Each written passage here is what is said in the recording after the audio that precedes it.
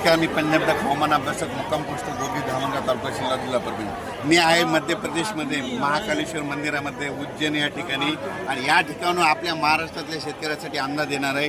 सर्व शेतकऱ्याला सांगू इच्छितो की महाराष्ट्रातल्या आता यामध्ये 4-5 दिवसामध्ये ज्यांचं सोयाबीन काढणीस आलेलं आहे त्यांनी तुम्ही काय करा, सोयाबीन काढून घ्या, कारण की राज्यामध्ये 6, 7 आणि 8 तारखेला आपल्या महाराष्ट्रामध्ये पाऊस येणार आहे, म्हणून हा अंदाज लक्षात घ्या।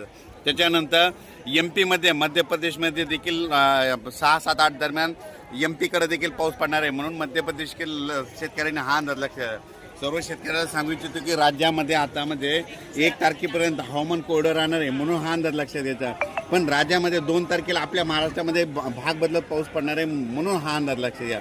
पण सर्व शेतकऱ्याला सांगू इच्छितो 6 ऑक्टोबर, 7 ऑक्टोबर, 8 ऑक्टोबर, 9 ऑक्टोबर दरम्यान परत आपल्या महाराष्ट्रामध्ये जोराचा पाऊस येणार आहे, म्हणून तुम्ही तुमचं या 4-5 दिवसामध्ये जशी वेळ भेटेल तसं सोयाबीन काढा, झाका, वाटल्यात मशीन भेटले तर मशीननं काढा, हार्वेस्टरनं देखील काढून घ्या।